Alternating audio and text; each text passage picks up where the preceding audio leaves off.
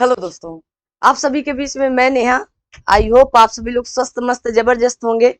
Kataria classes में आप सभी का स्वागत और अभिनंदन करते हैं। जैसे कि वादा किया था हमने आपसे कि हरित क्रांति की अगली क्लास होने वाली है, तो हरित क्रांति का जो वादा है वो तो मैं पूरा कर रही हूँ, लेकिन क्या आप लोग अपना वादा पूरा कर रहे हैं? क्या आप सभी लोग वीडियो को शेयर कर रहे हैं? क्या आप सभी लोग अपनी ईमानदारी से वर्क कर रहे हैं? नहीं कर रहे हैं ना? तो आप क्या चाहते हैं? आप क्या चाहते हैं, क्लासें बंद कर दी जाएं? आप क्या, आपका ऐसा मानना है क्या कि ये क्लासें बंद कर दी जाएं? चलिए खैर, अगर आप अभी भी सोए हुए हैं कि मुझे कोई और जगाने आएगा मैं तब जागूंगा, मैं मैडम के जगाने से क्यों जागूंगा, तो जाग जाइए। अभी आपके बीच में यूपी ट्रिपल एससी से संबंधित एक एग्जाम हुआ था, पेट का हुआ था, मतलब 2 दिन पहले हो चुका है ना, 28-29 तारीख को था, तो हुआ था भैया। इससे ये 2 यस काट दीजिएगा। इसने यूपीएससी का पैटर्न रखा है, यूपीएससी यूपीपीएससी का पैटर्न रखा गया है, तो संभल जाइए आप लोग, है ना। अगर आप सभी लोग नींद में हैं कि अरे अभी तो फॉर्म ही भरा जा रहा है, लास्ट डेट तो अभी आर ओ की 9 तारीख है, तब तक तो अभी तो मौज मस्ती कर सकते हैं, एग्जाम डेटवा कौन सा दे दिया है, जब देगा तो पढ़ेंगे। और हमारे पढ़ने से हमको क्या सीट मिल जाएगी क्या? बहुत से बच्चे ये भी सोचते हैं। अगर इलाहाबाद की हवा लग गई, अब इलाहाबाद की हवा और या प्रयागराज की आपको हवा लग गई तो भाई गड़बड़ मामला हो सकता है। तो इसलिए इस हवा से बचने के लिए एक हवा आप लगवा दीजिएगा कि सबसे पहले यहाँ पर लोक सेवा आयोग, जो आपकी यूपीएससी यूपीपीसीएस का सबसे पहले एग्जाम आपके इलाहाबाद में हुआ था, गढ़ माना जाता था, एक समय ऐसा था इलाहाबाद के लिए कि यूपीएससी यूपीपीसीएस एक्सपेरेंट यहीं से सबसे ज्यादा निकलते थे। आज क्या है तो ऐसा नहीं है कि नहीं है, पर सबसे ज्यादा है ये कहना थोड़ा सा मुश्किल हो गया आज के समय में। तो पढ़ाई करिए भाई, है ना, लगातार अपनी पढ़ाई को। ये होली दिवाली दशहरा आता रहेगा जाता रहेगा, ये साल बीतता जाएगा और आपको ताने मिलते जाएंगे, तो तानों से बचने के लिए पढ़ते रहिए। अरे तानों को छोड़ो, आप ताने भी सुन लेंगे, अपने भविष्य को लेकर पढ़ते रहिए, है ना। आप जिस तरह की जिंदगी जी रहे हैं, क्या आप चाहेंगे कि आपके अपने बच्चे या आपका आने वाला जो परिवार है, आपका शादी ब्याह होगा भाई, जाहिर सी बात है ना, शादी ब्याह होगी, तो क्या आप चाहेंगे कि हमको ऐसी बस पत्नी मिल जाए या पति मिल जाए ना, या कृष्णा मिल जाए या आपको राधा मिल जाए? ऐसी ऐसे नहीं मिलते हैं। तो पढ़िए, इनके लिए पढ़िए ना। किसी का तो आप अपने ऊपर एम रखकर पढ़िए, हाँ, कि कोई कोई इनको लेकर पढ़ लेता है साथ में भाई, और टॉप पर पहुंचता है, टॉप करता है एग्जाम, एग्जाम के लिए तो छोड़ो, टॉप के पोजीशन पर पहुंचता है। ठीक है, तो आप ये अपनी अपनी अलग अलग क्षमताएं, अपनी अपनी अलग अलग सोच है, तो आप, लेकिन मेन मकसद है पढ़ाई। आपको पढ़ाई जमकर पढ़नी है बस। आइए शुरू करते हैं आज हम लोग हरित क्रांति। हरित क्रांति के जनक किसे कहा गया है, कैसे है, तो आइए इसकी बातचीत करते हैं आज हम लोग। हरित क्रांति कहा गया विश्व में हरित क्रांति, देखो पहली ही बात आ गई वहीं से निकल करके जिसकी बात करना चाह रहे थे। कहा गया विश्व में हरित क्रांति का जनक नॉर्मन अर्नेस्ट बोरलाग को कहा जाता है या माना जाता है। मोस्ट इंपॉर्टेंट है, पहली ही लाइन, पहला ही प्रश्न इंपॉर्टेंट हो चुका है, ठीक है ना। तो कहा गया, माना जाता है इनका जन्म आपके 25 मार्च 1914 को। अब 1914 से ऐसी कौन सी घटना है जो आपको याद आती है या आए याद दिलाती है ना, हाय हाय याद दिलाती, तो याद करिएगा और याद करके कमेंट बॉक्स में अपनी अपनी घटना बताना कि 1914 की आपको कौन सी घटना याद है। अमेरिका के कहा गया आयोवा प्रांत में हुआ था ना। कहा गया मैक्सिको, मैक्सिको कर्म क्षेत्र रहा, मतलब उन्होंने मैक्सिको पर अपना कार्य किया, काम किया, कर्म क्षेत्र रहा, ठीक है। इनके द्वारा विकसित गेहूं की उच्च उत्पादकता, मोस्ट इंपॉर्टेंट, गेहूं की उच्च उत्पादकता वाली प्रजातियों से भारत, पाकिस्तान, मैक्सिको सहित अनेक देशों में गेहूं का उत्पादन 2 गुना हो गया था। हरित क्रांति से अगर किसी फसल को सबसे ज्यादा लाभ मिला था वो कौन सी थी? गेहूं। इसका उत्पादन ही 2 गुना हो गया था, 2 गुने से भी ज्यादा। जैसे इस खेत पर, कहां पर, इस खेत पर 1 कुंतल गेहूं होता है, कितना? 1 कुंतल गेहूं हो रहा था, तो इसी खेत पर कितना गेहूं हो रहा, 2 कुंतल गेहूं होने लगा। कितना? 2 कुंतल, मतलब 2 गुना लाभ हुआ था। कितना? 2 गुना लाभ हुआ था। याद रखना है पहला पॉइंट। ठीक है, 1914 से कुछ याद आया क्या? बताना, भूलना नहीं। कहा गया बोलाग विश्व के उन 7 व्यक्तियों में से शामिल हैं जिन्हें नोबेल पुरस्कार, अमेरिकी राष्ट्रपति का मेडल ऑफ फ्रीडम तथा कहा गया कांग्रेसनल गोल्ड मेडल तीनों ही प्राप्त हुए हैं।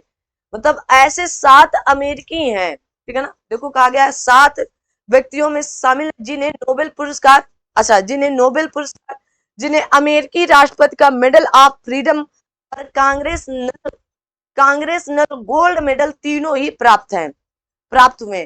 कहा गया बोला को वर्ष 2006 में भारत का पद्म विभूषण सम्मान भी प्रदान किया गया।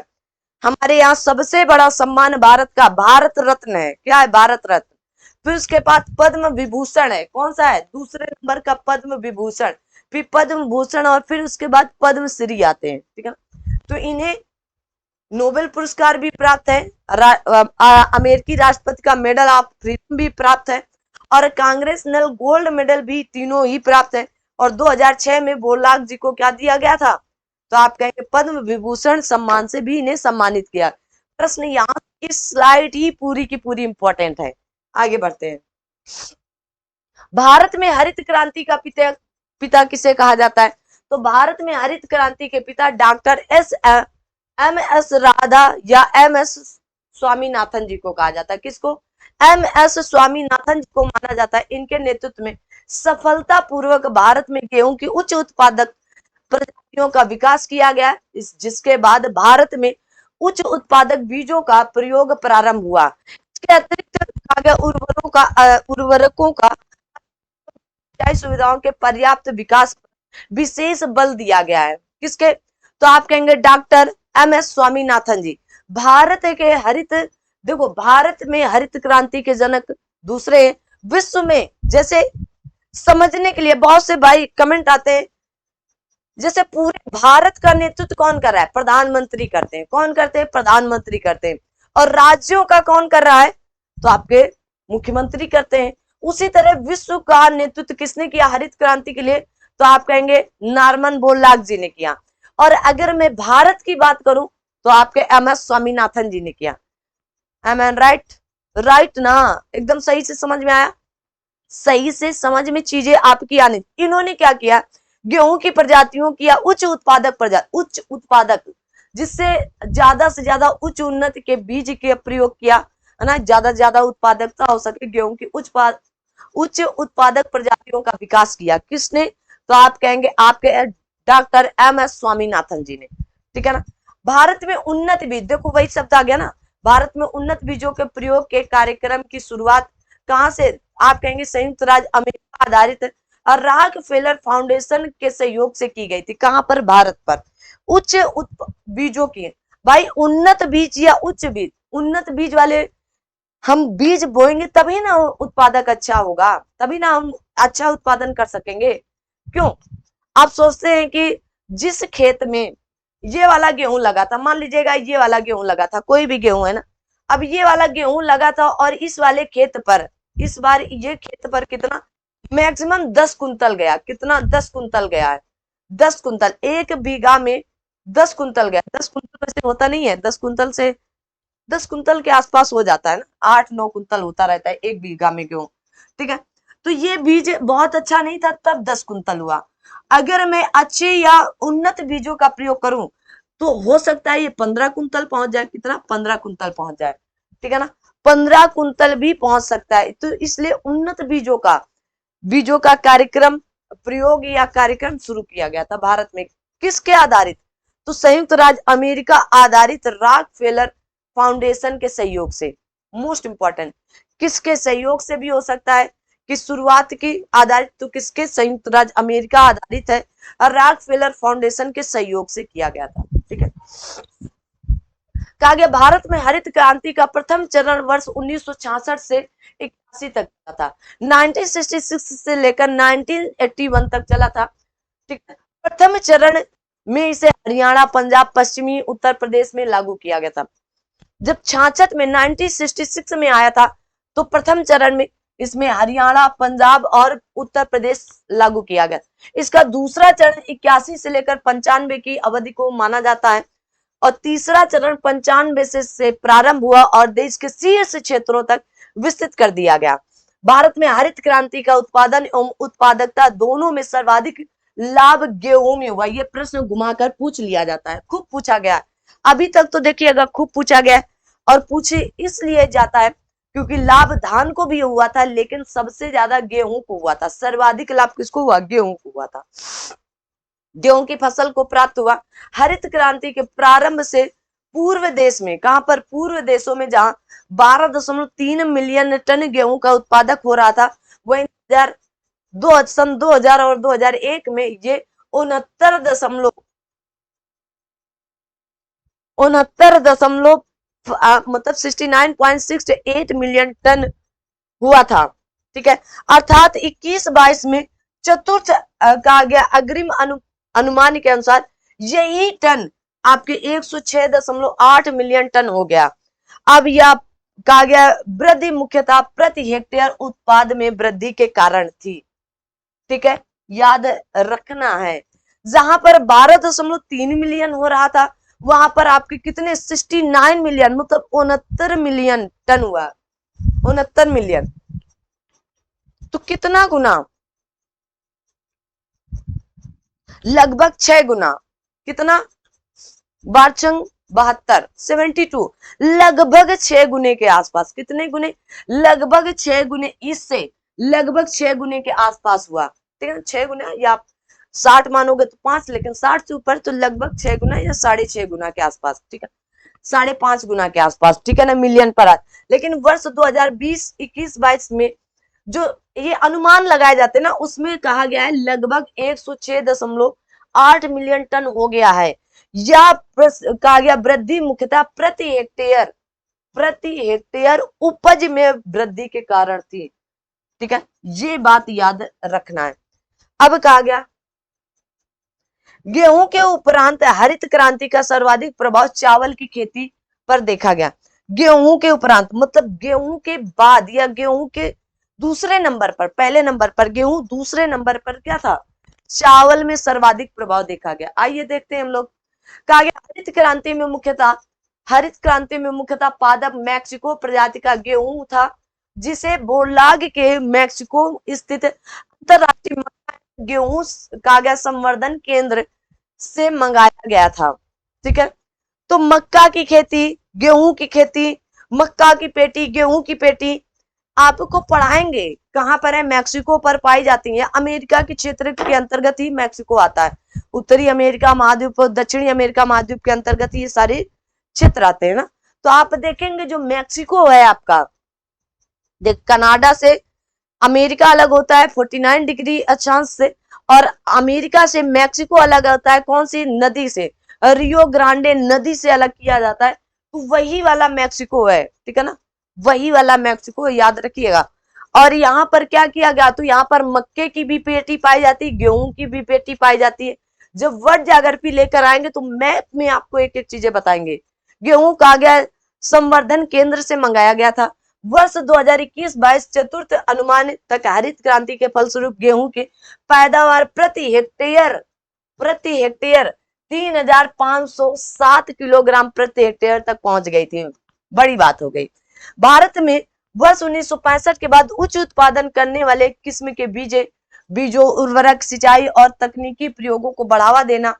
कहा गया विद्युतीकरण, ग्रामीण विद्युतीकरण, कृषि उत्पादों की जैसे बाजार तक पहुंच सुनिश्चित करने के लिए ग्रामीण सड़कों और विपणन कार्यों का बढ़ावा देना ही हरित क्रांति के नाम से जाना जाता है। अब मान लीजिए मैं गेहूं तो पैदा कर लूं, मैंने गेहूं की उन्नत बीजों का प्रयोग किया, गेहूं पैदा हो गया, लेकिन अगर मेरे पास तकनीकी उपयोग ही ना हो, मैं सिंचाई ही ना कर पाऊं, है ना, मैं ग्रामीण विद्युतीकरण ही ना हो, मतलब मैं या कृषि करने ही ना हो, है ना, बीज तो ले आए रखे हैं घर पर। कभी कभी आपके बीच में भी ऐसा होता है, देखिएगा आपसे कोई बड़ा टीचर कह दे कि मैंने ये वाली बुक पढ़ करके प्रीलिम्स क्लियर किया था, आप फट से जाएंगे मार्केट से ले आएंगे। एक आध लोग और कह दिए तो आप ले आएंगे, अगली बार इससे प्रश्न ही नहीं आए। वही बात हो गई, वही बात यहाँ की, आप बीज उन्नत किस्म के बीज तो लेकर रख लिए, अब आपके पास क्या नहीं है ना, उच्च उत्पादन हेतु वाली किस्म के बीजों को ले लिया, उर्वरक भी कर लिया, सिंचाई भी नहीं है, सिंचाई भी नहीं है आपके पास कि नहर या नदी अगर नहीं है तो आप किस पर, विद्युत पर, भाई इंजन इंजन चलाएंगे तो विद्युत पर डिपेंड रहेंगे। अब विद्युत ही नहीं है, मतलब बिजली ही नहीं है, तो तकनीकी प्रयोगों को बढ़ावा देना ही भारत में मेन हरित क्रांति के नाम से जाना जाता है, ठीक है ना, याद रखना। अगर मैंने सब कुछ कर लिया, मान लीजिए कृषि भी करने का मन है, विद्युत भी है, बहुत अच्छी बात है ना, गेहूं भी बहुत अच्छी तरह से पैदावार हो गया है, लेकिन हमारे गांव में व्यापार भी नहीं हो रहा है, ना हमारे गांव में व्यापारी हैं कि गेहूं खरीद सके, तो हमारे पास क्या हो, सड़क सूरत जैसे सड़क वगैरह हो कि हम उससे क्या कर सके, ग्रामीण सड़कों और विपणन कार्यों को बढ़ावा देना। अगर ग्रामीण सड़कों को बढ़ावा देंगे कि जीटी रोड हो, कि भाई अब बैलगाड़ी से तो लेकर जाएंगे नहीं, हा? मोटर गाड़ी या आप किसी साधन से लेकर जाएंगे, तो क्या इसके लिए सड़क होनी चाहिए, ठीक है, समझ में आई बात, समझ लग नहीं आइए। कहा गया 28 जुलाई 2000 को केंद्र सरकार ने नई राष्ट्रीय कृषि नीति की घोषणा की, और इस नई नीति के तहत इंद्रधनुषी, कौन सी, इंद्रधनुषी क्रांति की परिकल्पना प्रस्तुत की गई। इसके अंतर्गत प्रत्यक्ष और या अप्रत्यक्ष रूप से कृषि के क्षेत्र संबंधित सभी क्रांतियों को शामिल किया गया। इंद्रधनुष क्रांति क्या है, इसमें सारी क्रांतियां आपकी शामिल थी, नील हरित क्रांति है ना, पीली क्रांति, सारी जितनी भी क्रांतियां थी, काली क्रांति है ना, गोल्डन क्रांति, जो भी क्रांतियां थी इसमें आपकी धनुष क्रांति के अंतर्गत आती। आइए एक बार देख लेते हैं उन क्रांतियों को, ये रही विभिन्न क्रांति एवं संबंधित क्षेत्र। कहा गया है आपका हरित क्रांति जो आपके खाद्य उत्पादन से संबंधित है, और पूरी की पूरी स्लाइड ये आपके लिए क्या होनी चाहिए, मोस्ट इंपॉर्टेंट होनी चाहिए, क्या होनी चाहिए आपके लिए फिलहाल मोस्ट इंपॉर्टेंट होनी चाहिए। हरित क्रांति, तो हरित क्रांति के जनक कौन है, आपने बताया क्या होगा, तो आप अगर विश्व में पूछे जाएंगे तो नॉर्मन बोरलॉग जी हैं, अगर आपसे भारत के पूछे जाए तो डॉक्टर एम.एस. स्वामीनाथन जी हैं, खाद्य उत्पादन से। सुनहरी क्रांति या गोल्डन रेवोल्यूशन आप फल एवं सब्जी उत्पादन या खाद्य कृषि उत्पादन, श्वेत क्रांति दुग्ध उत्पादन से, ठीक है ना। अगर मैं पूछूं श्वेत क्रांति के जनक किसे कहा जाता है, बताएं भाई, अगर मैं आप सभी से पूछ लूं, जल्दी से आप सभी लोग कमेंट बॉक्स में कमेंट करिएगा, ठीक है ना, ये आपके अपने प्रश्न होने चाहिए कि, ठीक है, श्वेत क्रांति के जनक किसे कहा जाता है, ठीक है ना, किसे कहेंगे, आप कहेंगे वर्गीज कुरियन जी को, लिख लो भाई, वर्गीज कुरियन जी को कहते हैं, जो किससे संबंधित है, दुग्ध से या दूध से संबंधित। नीली क्रांति मत्स्य पालन से संबंधित है। लाल क्रांति आपके मांस, जो आप मांस होता है ना जो खाया जाता है, आप लोग मीट खाते हैं, और टमाटर उत्पादन से। कहा गया काली क्रांति आपके पेट्रोलियम उत्पादन से, और गोल क्रांति आपके आलू उत्पादन से, पीली क्रांति आपके तिलहन उत्पादन से, और आपकी गुलाबी क्रांति मांस निर्यात जैसे झींगा मछली उत्पादन और प्याज उत्पादन से। तो आपको क्या क्या याद रखना है चीजें, ठीक है ना, क्या क्या याद रखना है, तो ये पूरी स्लाइड आपके लिए है, आप इसे याद करके रखें। हरित क्रांति खाद्य उत्पादन से, सुनहरी क्रांति आपके फल एवं सब्जी उत्पादन से, श्वेत क्रांति दूध उत्पादन से, नीली क्रांति आपकी मत्स्य पालन से, लाल क्रांति आपकी मांस और टमाटर से, और काली क्रांति आपकी पेट्रोलियम उत्पादन से, ठीक है ना, गोल क्रांति आपकी आलू उत्पादन से, पीली क्रांति आपकी तिलहन उत्पादन से, गुलाबी क्रांति आपकी झींगा उत्पादन, और आपकी किससे, प्याज उत्पादन से। इतनी क्रांतियां आपको तो रटनी होनी चाहिए, एकदम रट्टू तोता की तरह रटी होनी चाहिए, ठीक है ना।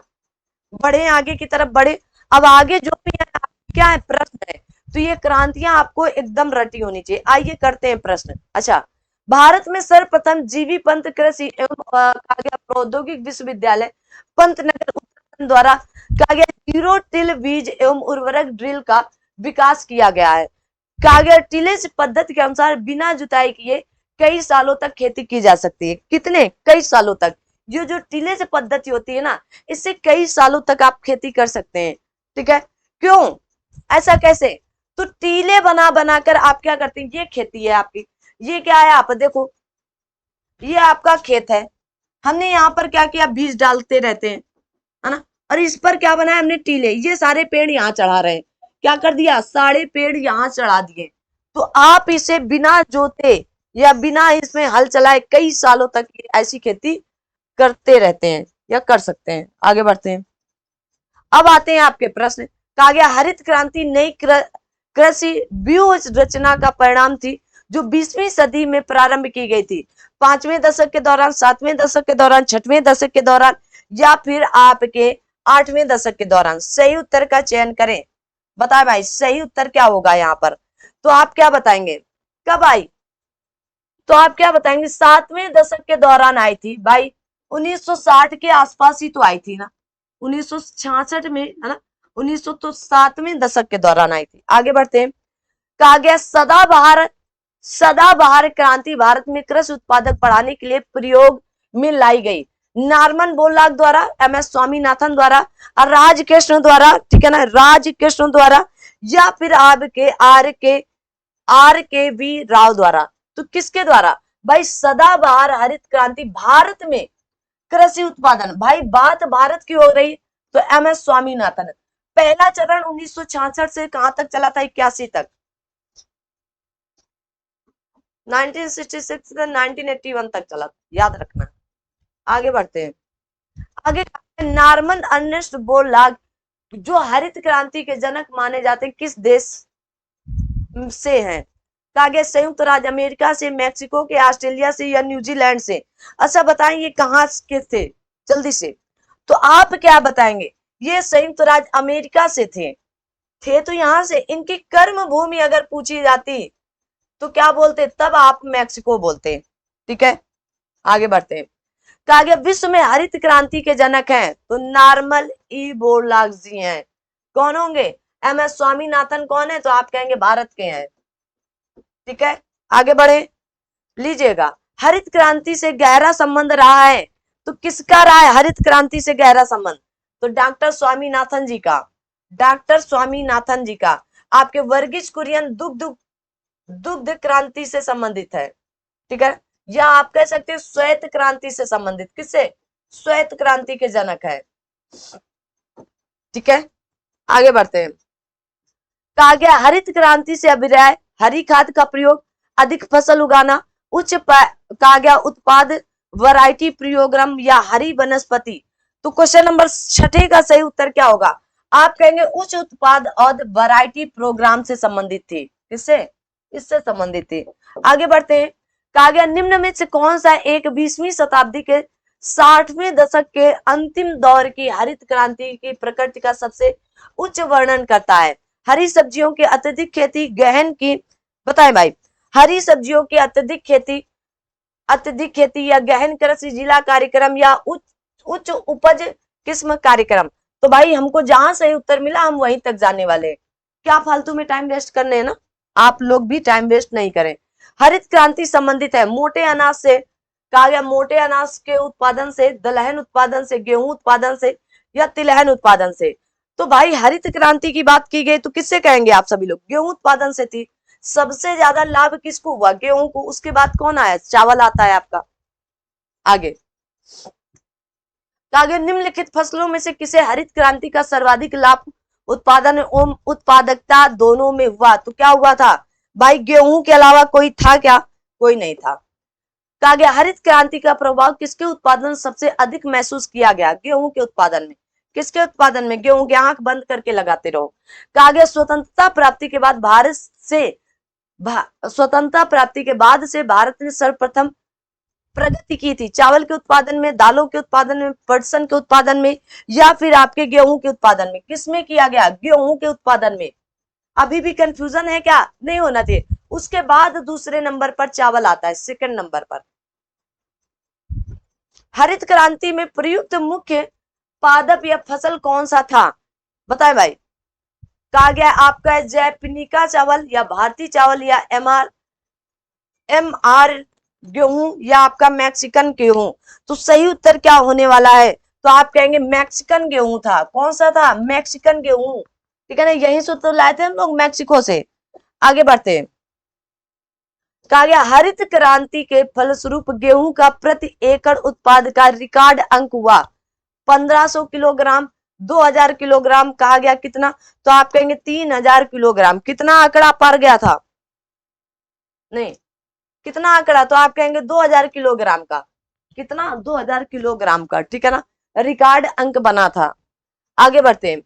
कहा गया भारत में द्वितीय हरित क्रांति के संबंध में क्या सही है, तो द्वितीय हरित क्रांति के संबंध में क्या सही है, आइए हम लोग देखते हैं, क्वेश्चन नंबर 14 की तरफ बढ़ते हैं, ठीक है ना।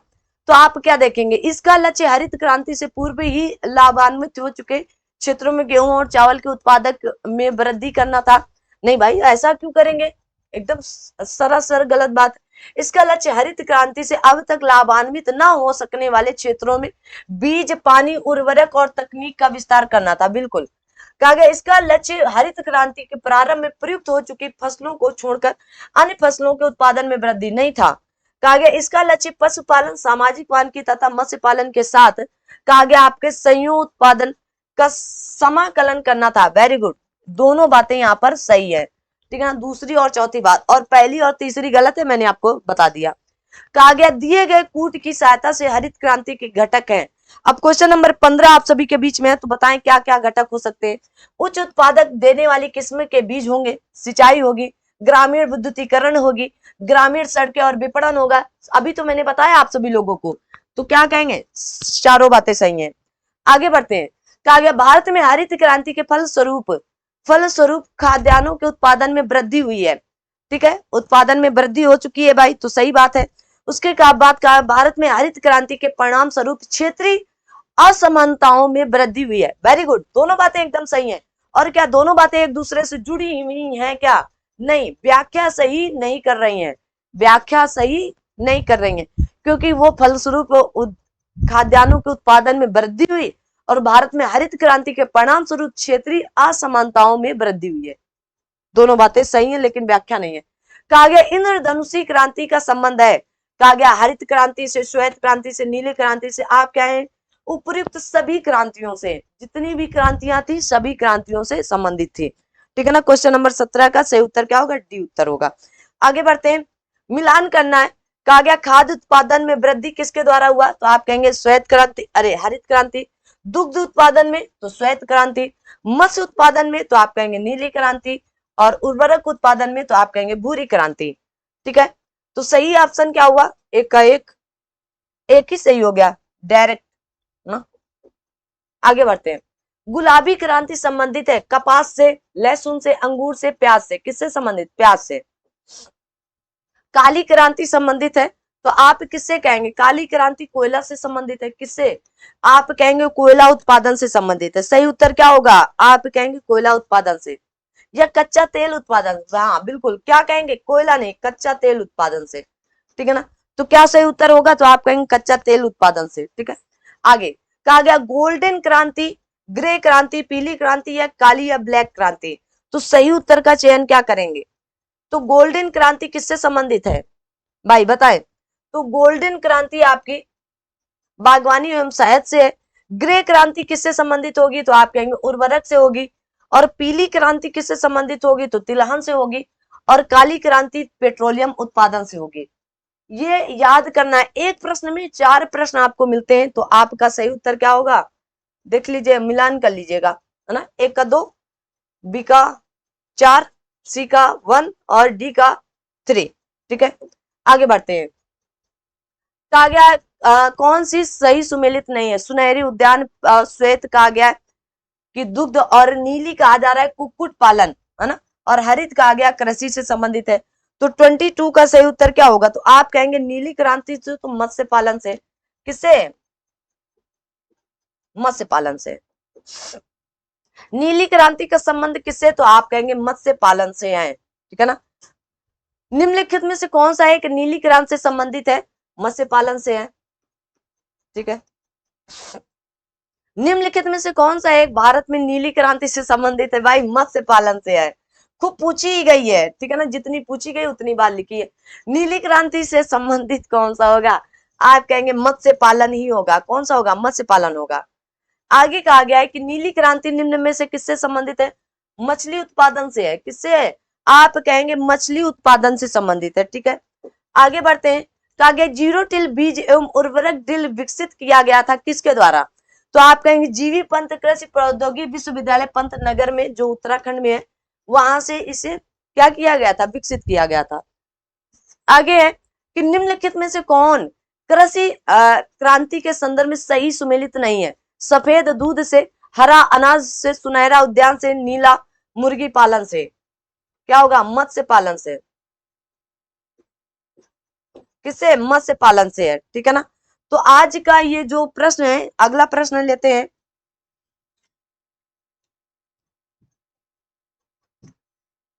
निम्न में से कौन सी एक फसल व्यापारिक नहीं है। गन्ना व्यापारिक फसल है, बल्कि यहाँ पर होना चाहिए फसल एक व्यापारिक फसल नहीं है। तो गन्ना है, कपास है, केला है, बाजरा कहा गया है, ये एक व्यापारिक फसल नहीं है। कृषि के कहा गया वाणिज्यिकरण का स्तर निम्न प्रदेशों में अलग अलग है। जैसे हरियाणा और पंजाब में चावल वाणिज्यिक एक फसल है, परंतु उड़ीसा में यह जीविका फसल होती है। कौन सी, बाजरा, ठीक है ना, इसलिए इसे वाणिज्यिक फसल नहीं माना गया है। आगे कहा गया आपका,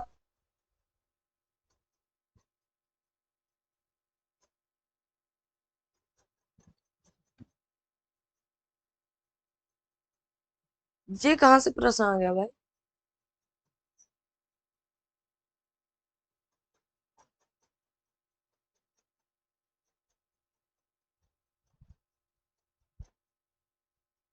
ये तो पीछे हम करवा चुके हैं सभी के सभी प्रश्न, है ना। भारत में सीमांत कृषि तो 1 हेक्टेयर वाला है, 1 हेक्टेयर से कम हो, है ना। ये तो सारे प्रश्न मैंने पीछे करवा रखा है, तब मैडम जी ने यहाँ क्यों रख दिया है। हम्म, ये सारे प्रश्न पीछे हो चुके हैं, है ना। ये गलती से हमको लग रहा है उन्होंने गलती से रख गए ये प्रश्न। जलवायु परिवर्तन, ठीक है ना, यहाँ पर सही था। हरित खेती में सनित, ये तो हरित खेती से, तो क्या आप कहेंगे समेकित कीट प्रबंधन, समेकित पोषक पदार्थ आपूर्ति एवं समेकित प्राकृतिक संसाधन प्रबंधन की बात कही गई थी। यहाँ पर आपकी ठेकेदारी पंजाब, ये तो पीछे करवा चुके हैं, मैम ने गलती से लगा दिया है ना।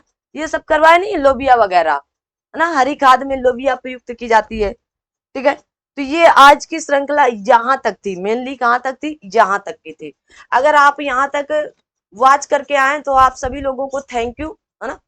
अगर आप सभी लोग यहाँ तक वॉच करके आए तो आप सभी लोगों को थैंक यू सो मच।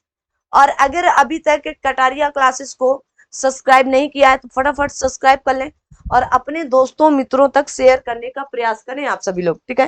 फिर मिलते हैं अगली क्लास में एक शानदार क्लास लेकर, तब तक के लिए आप सभी लोग अपना ध्यान, अपने साथ सभी अपनों का ध्यान रखें। Thank you so much. जय हिंद, जय भारत।